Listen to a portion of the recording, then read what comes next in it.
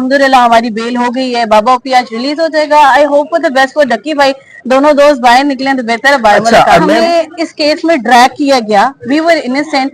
हम अगर मुल्जिम होते तो we never come to Pakistan. हम शारजा से पाकिस्तान आ रहे थे because it was very clear to us कि हमने, पर डक्की भाई और बाबा ओपी के जो सेल्स थे दे वर डिफरेंट, ठीक है। तो जेल में उनकी ऐसे कोई भी मुलाकात नहीं, और मैंने आपको यही बताया कि मैं हूं आपका मेजबान आतिक रेहान और आप देख रहे हैं Waqas Sawan journalist YouTube channel. Topic फिर वही है, गैम्बलिंग जो एप्लीकेशन की जो प्रमोशन की गई थी। इस हवाले से हमारे साथ जो असद नदीम है, जिनको उर्फ बाबा ओपी भी कहा जाता है, जो सोशल मीडिया में उनका नाम एक मशहूर है, उनके लॉयर हमारे साथ मौजूद है, एडवोकेट मिसबा। मैम पहले तो बड़ा शुक्रिया आपके टाइम का। मैम मुझे बताइएगा कि बाबा ओपी की जमानत लेट दायर करने की वजह क्या थी? एक्चुअली ऐसा कोई इसकी वजह नहीं थी, अपनी गुजाती मसरूफियत थी, क्योंकि आउट सेशन से आते थे।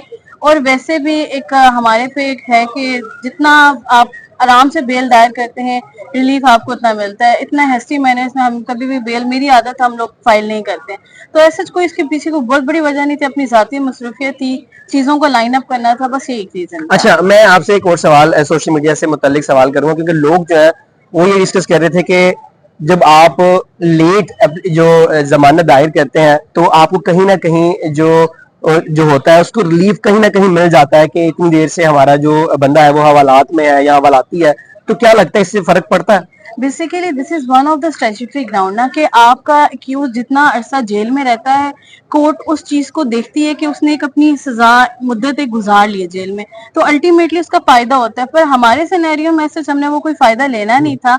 हम लोगों ने सिर्फ 3-4 दिन ही डिले किया था, वो मैंने आपको पहले बताया, वो मसरूफियत की वजह से थी। पर this is always a possibility, specially जब हम हाई कोर्ट जाते हैं। हाई कोर्ट जाने के लिए एडिशनल की कोर्ट के बीच में हम 1-2 महीनों का गैप हमेशा रखते हैं, क्योंकि ये एक हमारे पास प्लस पॉइंट होता है कि उसको जल्दी बाहर निकलवाना। मेरा सवाल आपके इस आंसर के ऊपर ही है कि आपने कहा कि तकरीबन 1.5 से 2 माह का गैप रखते हैं सेशन से जब हाई कोर्ट जाते हैं, तो क्या लगता है जो उस्मान मुश्ताक हैं, जो डक्की के वकील हैं, वो भी यही स्ट्रेटेजी जो है वो लेके चलेंगे? 1.5 से 2 माह जो है वो नहीं चलेंगे? बिल्कुल यही पॉसिबिलिटी होती है। हर लॉयर हमेशा कोशिश यही करता है कि जो हैस्टी मैनर में एजेंसी में आप जितना जल्दी फाइल करते हैं उतनी चीजें आपके नुकसानदेह होती है, और हर बंदे की अपनी एक स्ट्रेटेजी होती है कि वो किस तरीके से चलता है। पर हमेशा यही होता है कि हाई कोर्ट में रिलीफ लेने के लिए हमेशा इंसान 1.5-2 महीने का हमेशा गैप। अच्छा, मेरा सवाल आपसे ये है, आपके जो क्लाइंट थे असद नदीम, उनका 9 से 11 दिन का रिमांड भी हुआ, तो 9 से 11 दिन के अंदर क्या क्या निकाला है अभी तक, क्योंकि जमानत पे तो वो चले गए हैं? अच्छा, ये मैं आपको बता दूं, दैट इज वेरी इंटरेस्टिंग, क्योंकि एक अजीब सी वेव बनी हुई थी, उससे पता नहीं क्या क्या रिकवर हुआ है। तो अल्हम्दुलिल्लाह, जैसे मैंने लास्ट टाइम भी बताया था कि हमारे एक्यूज से, पिटिशनर से किसी किस्म की कोई भी चीज रिकवर नहीं हुई है। थ्रू आउट द इन्वेस्टिगेशन वो बिल्कुल क्लीन था। अब मेन मसला ये है कि जो केस है वो केस लोगों को समझ नहीं आता। केस हमारे पास 2 चीजें हैं, एक हमारे पास है प्रमोशन, इलीगल एप्स की प्रमोशन, जिसको हम गैम्बलिंग बेटिंग एप्स कहते हैं, साथ उससे आप जो है फाइनेंशियल गेन ने, जो कि इलीगल हो। इसके ऊपर ये वही वाली एलिगेशंस इम्पोज थी अल्टीमेटली डक्की भाई के साथ कोई एक्यूज होने के नाते। पर अल्हम्दुलिल्लाह at the course of investigation, जब तक हमारा बंदा फिजिकल रिमांड पे रहा है, उससे कुछ भी रिकवर नहीं हो सका। रिमांड के दौरान जिस्मानी तशद्दुद तो नहीं किया गया? नहीं, जिस्मानी तशद्दुद क्यों किया जाना है, क्योंकि ये हाई सेंसिटिव मैटर्स होते हैं, और ये एक प्रिजम्पशन से क्रिएट है कि जिस्मानी रिमांड पे इंसान को जो है मारा पीटा जाता है। ऐसा कुछ भी नहीं होता। हमेशा जो भी आपने निकलवाना, दैट इज ऑलवेज वर्बल। तो तशद्दुद की कोई इस तरह की कोई मैं एफआईआर के ऊपर आता हूँ। अगर एफआईआर की बात करें तो ये वही लिंक्स थे, वही लिंक्स थे जो डक्की की एप्लीकेशन जो एफआईआर में दिए गए, और वही उठा के बाबा ओपी की एफआईआर में दे दी गई, ऐसा कुछ? नहीं, मैं यहाँ पे क्लियर कर दूं, एफआईआर एक ही है, और वो मेन एक्यूज डक्की भाई के है। ठीक है। बाकी जितने भी लोग इसमें नॉमिनेट हुए वो फर्दर सप्लीमेंट्री स्टेटमेंट जिम्नी में नॉमिनेट हुआ है। तो ये इसको जिम्नी में नॉमिनेट किया गया है। That the point is just on the disclosure of the main accused. इसके ऊपर एलिगेशन सेम वही थी, पर that was up to the prosecution, they have to prove कि आया इसने वो काम किया था कि नहीं किया था। पर एफआईआर सेपरेट नहीं होती, उसी एफआईआर के साथ ट्रीट किया जाता है। One of the we got in this case कि जब accused is not directly nominated in an FIR, तो कोर्ट हमेशा उसको रिलीफ देता है, क्योंकि आपके ऊपर जो ऑफेंस होते हैं, इवन दो आप पे एट्रीब्यूट हो भी जाए, पर आपके साथ उसका कोई लिंक क्रिएट नहीं हो सकता, because it's the duty of the prosecution, that is on their burden of proof, they have to prove कि वो किस तरीके से जो है वो उसको प्रूव करते हैं कि ये ऑफेंसेस जो इस पे लगाए गए हैं ये इस पे जुर्मदार है। अच्छा मैम, मेरा सवाल आपसे ये है कि बाबा ओपी को तकरीबन 1 से 1.5 वीक उनको जेल में भी रखा गया, तो जेल में उनको किस तरह की फैसिलिटीज दी गई? क्या जो मतलब कि पढ़े लिखे लोग होते हैं, जो एजुकेटेड लोग होते हैं, उनके लिए एक स्पेसिफिक क्लास होती है कि कैटेगरी बी ए समथिंग, जिसमें उसका बैंक अकाउंट भी होता है, वो कुछ बाहर से मंगवा भी सकता है, किस तरह की फैसिलिटीज उसको वहाँ पे नहीं, ऐसा कुछ भी नहीं होता। ये याद रखिएगा, ये हमेशा हम कहते हैं ना कि accused is the always favored child of law, पर जेल में everyone have the same treatment। ठीक हो गया, हमारी उससे कोई मुलाकात नहीं हुई है, क्योंकि हमें कोई जरूरत ही नहीं थी उससे मुलाकात करने की। उसको भी वैसे ही ट्रीट किया जा रहा है जैसे कि एक आम बंदे को, एक आम शहरी को किया जाता है। तो ये भी प्रिजम्पशन में क्लियर कर दूं कि आप बाहर से ऑर्डर्स कर सकते हैं, you are living a life, better life there. अगर बेटर लाइफ करना है तो लोग वहां से निकलने की जल्दी ना करें। अच्छा मैम, मेरा सवाल जेल ही होती है। बिल्कुल बिल्कुल ऐसे मैम, जेल ही होती है। और दूसरा मेरा सवाल आपसे ये है, बाबा ओपी भी उसी जेल में थे जहां पर सादुर रहमान और डकी भाई थे, दोस्त भी हैं।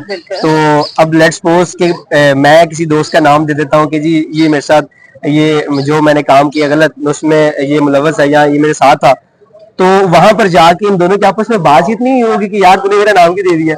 देखिए ना, ये जेल की बातें, ये जेल तक ही होती है। आप तो बेसिकली उनको ये सारे मैटर को डील करें, जाहिर सी बात है कुछ ना कुछ तो बात हुई होगी। अच्छा, वैसे जो अपेरेंट हमें जो information, because I have made it very clear कि हमने उसके साथ जाके कोई मुलाकात नहीं की, पर डकी भाई और बाबा ओपी के जो सेल्स थे दे वर डिफरेंट। ठीक है, तो जेल में उनकी ऐसे कोई भी मुलाकात नहीं। और मैंने आपको यही बताया कि जेल कोई ऐसी जगह नहीं है जहाँ पे आप घुल मिल सकें, बातें शातें कर सकें।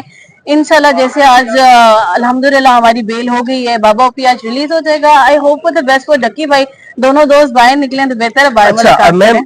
आज रिलीज होगा, क्या ऑर्डर लेट होने की वजह से ये थोड़े मामला थोड़े डिले हुए हैं? नहीं, एक्चुअली बेल कल ही कंफर्म हमारी हो गई थी, पर क्योंकि कल कुछ कोर्ट की अपनी जाती मसरूफियात थी जिसकी वजह से ऑर्डर टाइप होने में टाइम लगा, तो वो अल्टीमेटली आज पे कल बेसिकली कुछ जो है कहा जा रहा था कि कोई फायर को इंसिडेंट भी हुआ है सिविल कोर्ट में, जिसकी वजह से नहीं, उससे हमारा कोई लिंक नहीं था। आपको मैंने बताया ना, कोर्ट की अपनी कोई पर्सनल इश्यूज होते हैं, स्टेनो की नॉन अवेलेबिलिटी थी जिसकी वजह से ऑर्डर टाइप नहीं हो सका। तो ऑर्डर टाइप नहीं होगा तो छोटी बॉन्ड जमा नहीं करा सकेंगे, तो that was the main reason.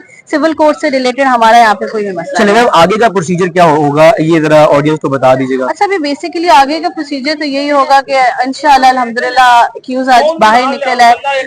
ये हमारा अल्लाह से बहुत हम शुक्र अदा करते हैं, क्योंकि at the time of the course of that physical remand we pleaded that we are not guilty to this offence ना, और हमारी इनसेंस बेल कंफर्म होने के बाद साबित होती है कि हमें इस केस में ड्रैग किया गया। We were innocent. हम अगर मुल्जिम होते तो we never come to Pakistan. हम शारजा से पाकिस्तान आ रहे थे because it was very clear to us कि हमने ऐसा कुछ भी नहीं किया, पर सडनली इट ऑल हैपेंड।